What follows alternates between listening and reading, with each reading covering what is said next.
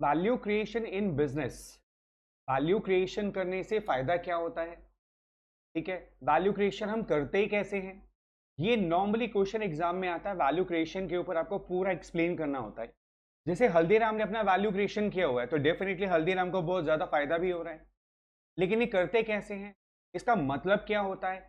हम केवल इस एक वर्ड हल्दीराम से हम पूरा का पूरा वैल्यू क्रिएशन का जो कॉन्सेप्ट है वो वन बाय वन डिस्कस कर सकते हैं, समझ सकते हैं और एग्जाम में लिख भी सकते हैं, केवल एक वर्ड से, हल्दीराम। कैसे? इसको नोट करना शुरू करते हैं और मैं आपको एक्सप्लेन करूंगा one by one, line by line, पूरा कॉन्सेप्ट जो आपको लर्न भी हो जाएगा और आप उसको एग्जाम में रिप्रोड्यूस भी कर पाएंगे। चलिए स्टार्ट करते हैं इस वर्ड से, विच इज हल्दीराम। सबसे पहले हम लिखेंगे एच से, एच यानी हल्दीराम का एच। एच से क्या? It helps in understanding, it helps in understanding. हाँ जी, साथ साथ नोट करते रहिएगा। It helps in understanding competitive advantage.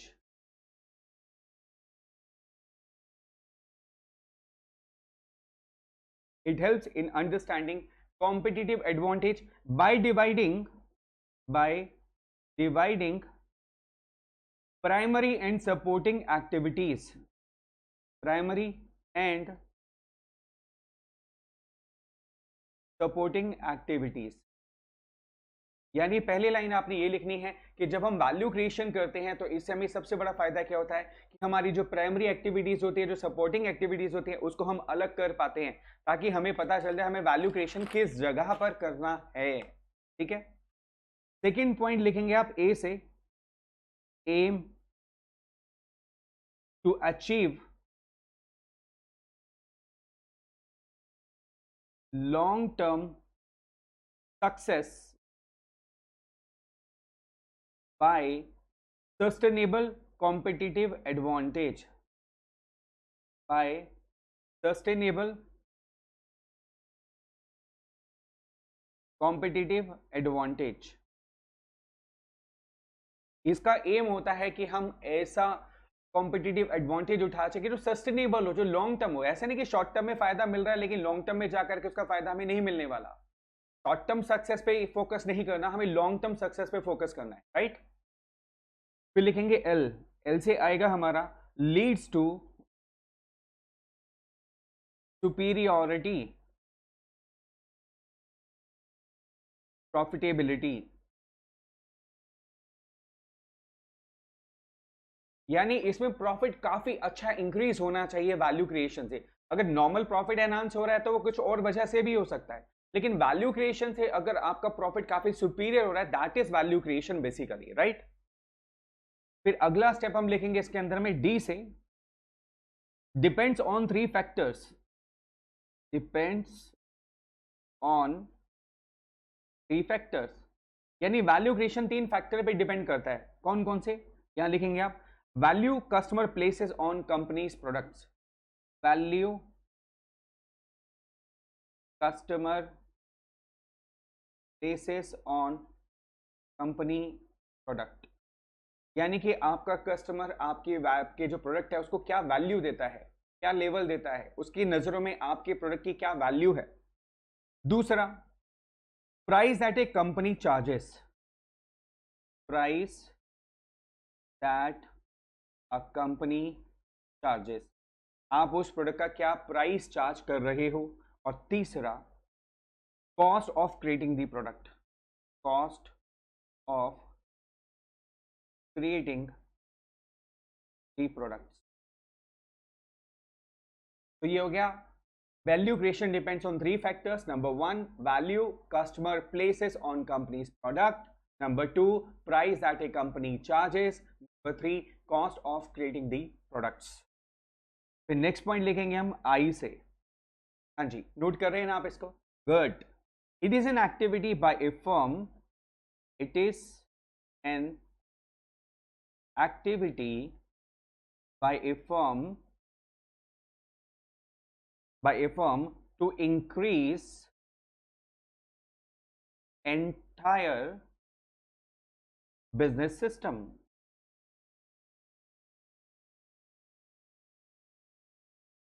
देखिए, it is an activity by firm to increase entire business system. ऐसा नहीं है कि आपने एक पोर्शन को थोड़ा सा चेंज कर दिया और बोल रहे हो आपने वैल्यू क्रिएशन कर दिया, नहीं, पूरे एंटायर सिस्टम को बदलना ही वैल्यू क्रिएशन है। मतलब वैल्यू, पूरे वैल्यू सिस्टम के अंदर में कुछ बदलाव आ रहा है, दैट इज वैल्यू क्रिएशन। ठीक है, फिर नेक्स्ट पॉइंट हम लिखेंगे इसके अंदर में, आर से reflects the utility, reflects the utility a customer get, reflects the utility a customer get from the product।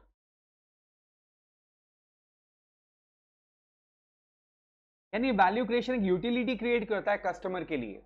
अगर कोई यूटिलिटी आप अच्छे से क्रिएट कर पा रहे हो अपने प्रोडक्ट की towards your customer, that is called value creation. फिर ए से हम लिखेंगे, अ कस्टमर वांट टू पे, a customer want to pay, a customer want to pay over and above, over and above the price, over and above the price is due to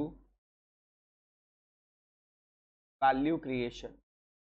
यानी आपका customer जो है आपके product का ज्यादा पे करने के लिए तैयार है because of that value creation, जो आपने प्रोडक्ट में कुछ नयापन किया उसके लिए। ठीक है, फिर एम से आएगा हमारा पॉइंट, माइकल पोर्टर,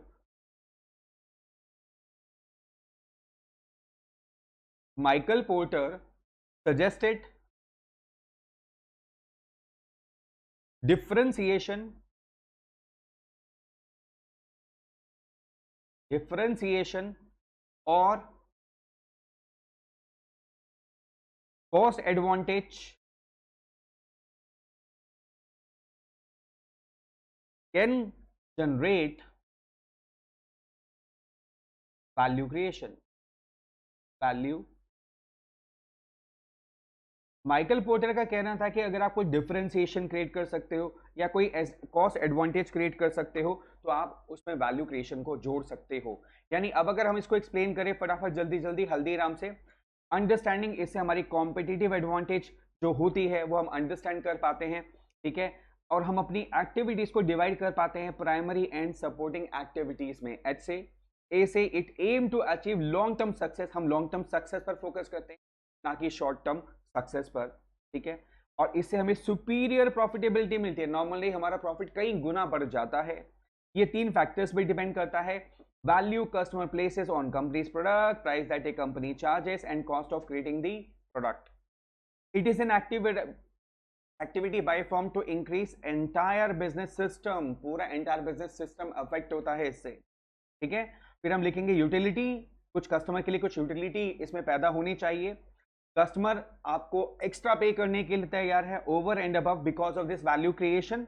और माइकल पोर्टर ने सजेस्ट किया था इसमें कि आप डिफरेंशिएशन क्रिएट करो या कॉस्ट एडवांटेज क्रिएट करो जिससे आप वैल्यू क्रिएशन कर सकते हो। यानी इस एक वर्ड से, हल्दीराम से, आप पूरा माइकल पोर्टर का ये एग्जाम्पल देते हुए वैल्यू क्रिएशन को आप एग्जाम में बहुत अच्छे से एक्सप्लेन कर सकते हो और बहुत अच्छे नंबर ला सकते हो। तो भैया इसको याद रखना, हल्दीराम आलू भुजिया में खा लूँ अब। चलिए मिलते हैं नेक्स्ट वीडियो में, टेक केयर।